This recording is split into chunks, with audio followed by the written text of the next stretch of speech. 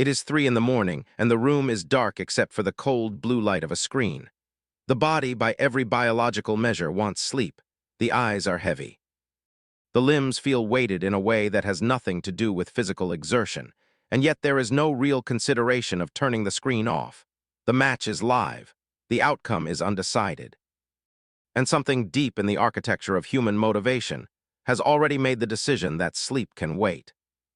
This scene repeats itself every 4 years, across hundreds of millions of households on every continent. Office workers who would never consider an all-nighter for a deadline find themselves wide awake for a football match between two countries they have no personal connection to. Students who carefully guard their sleep schedule abandon it entirely without a second thought. This is not isolated irrationality. It is a remarkably consistent pattern, and it deserves to be understood rather than dismissed as a simple lapse in discipline.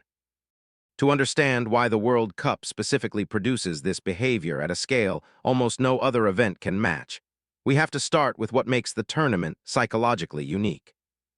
It occurs once every 4 years, a deliberate scarcity that no weekly league match or annual championship can replicate. It involves entire nations rather than club loyalties, activating a layer of collective identity that operates differently from ordinary sports fandom. And critically, it is happening live in real time with an outcome that has not yet been determined, a detail that turns out to matter more neurologically than almost anything else about the experience. This brings us to the central mechanism behind the all-nighter: dopamine. Popular understanding frequently mischaracterizes dopamine as a pleasure chemical released when something good happens. Neuroscience research, particularly work building on Wolfram Schultz's studies of dopamine neurons, paints a more precise picture. Dopamine is fundamentally an anticipation and prediction chemical. It rises most sharply not at the moment of reward, but during the uncertain period before an outcome is known, and it rises even higher when that outcome is genuinely unpredictable rather than expected. A football match tied at the 89th minute is, neurologically speaking, almost engineered to maximize this response. The brain does not know how it ends. Every possession, every near miss, every shift in momentum generates a fresh wave of anticipatory dopamine activity. Because the story has not yet resolved, and the brain has a deeply ingrained aversion to walking away before resolution arrives.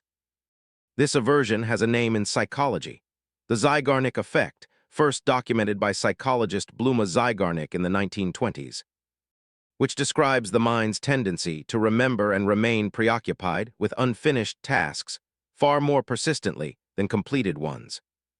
An unresolved match is, to the brain, functionally identical to an unfinished task, an open loop that generates discomfort until it is closed. Turning off the screen at 2 a.m. with the score tied does not simply mean missing entertainment. It means leaving a powerful, biologically reinforced open loop unresolved, and the brain treats that prospect as something close to an active threat to be avoided. Layered on top of this neurological pull is something equally powerful operating at the level of identity and belonging. Watching a match live in real time with millions of other people simultaneously experiencing the same uncertainty, the same tension, the same eventual release of either triumph or heartbreak, creates what sociologist Emile Durkheim termed collective effervescence, a state of heightened, shared emotional energy that occurs when groups experience intense moments together. This is not a minor side effect. For many people, the all-nighter is not really about the sport at all. It is about temporarily dissolving the isolation of ordinary daily life and becoming part of something experienced, in that exact moment, by an enormous number of other human beings simultaneously. These two forces, the neurological pull of unresolved uncertainty and the psychological pull of collective belonging, rarely operate in isolation. They combine, reinforcing each other, to produce a behavior that looks, from a purely rational standpoint, like poor decision-making, but which actually reflects some of the most fundamental drivers of human motivation operating at full strength simultaneously.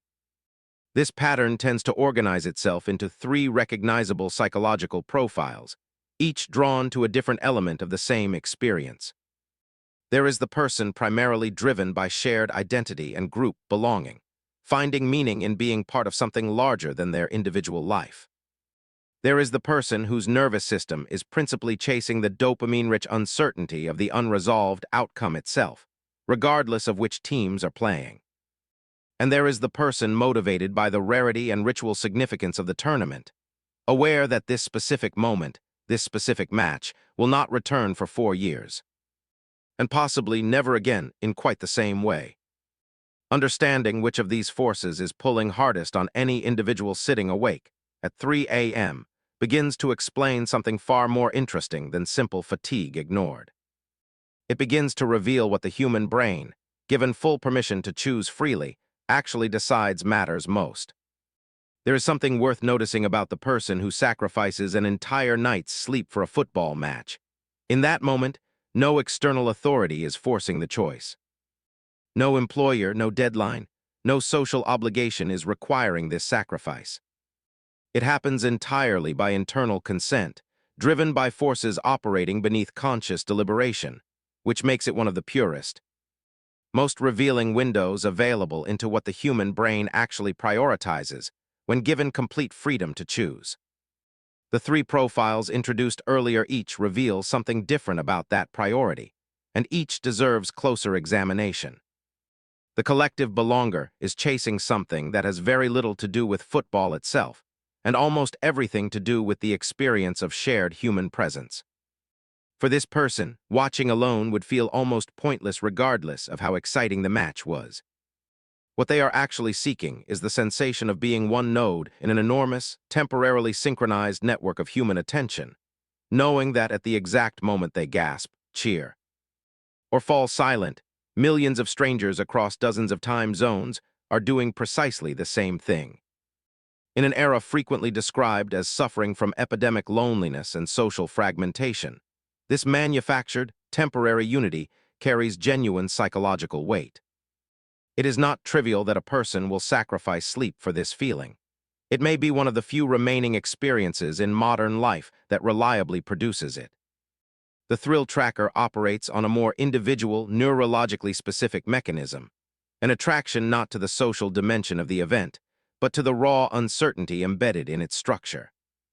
This is the person who would feel the same restless, anticipatory pull watching any sufficiently unpredictable live event. Because what their brain is actually responding to is the open question itself, not its content. For the thrill tracker, the inability to simply look up the result and go to sleep is not a character flaw.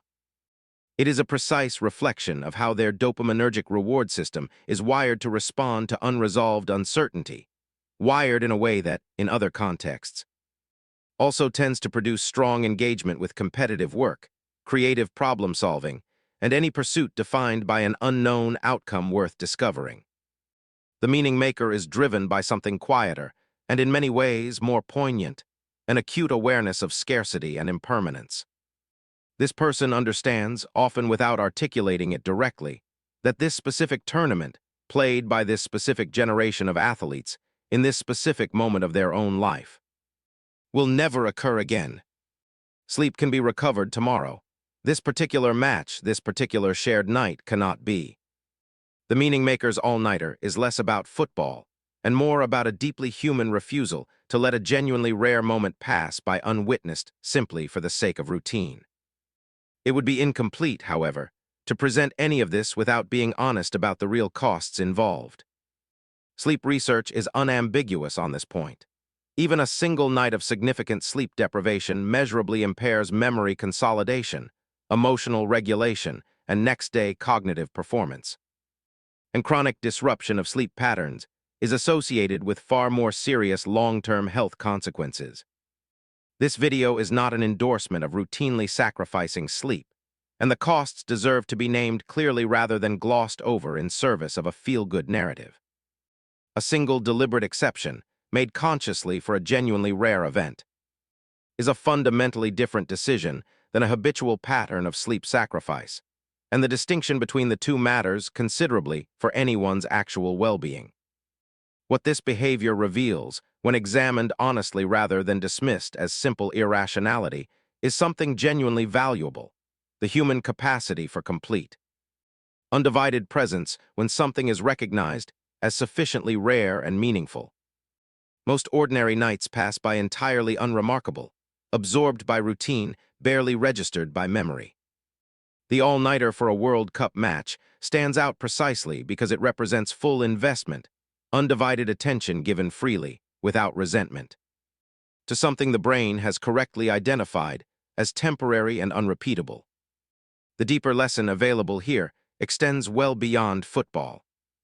Most people move through enormous stretches of their lives on a kind of autopilot, conserving energy and attention for nothing in particular, saving their full presence for almost nothing at all. And then, once every 4 years, an entire portion of the population demonstrates, conclusively, that they are fully capable of complete engagement, when the moment is framed correctly as rare enough to deserve it. Before this video ends, consider this. What would your own life look like if you extended that same quality of full presence, the kind you give freely to a single match at 3 in the morning, to the handful of genuinely significant moments and relationships you encounter in ordinary time? What deserves that same intensity of attention in your life right now, even though no scoreboard is counting down to mark its rarity? And what is quietly stopping you from giving it that?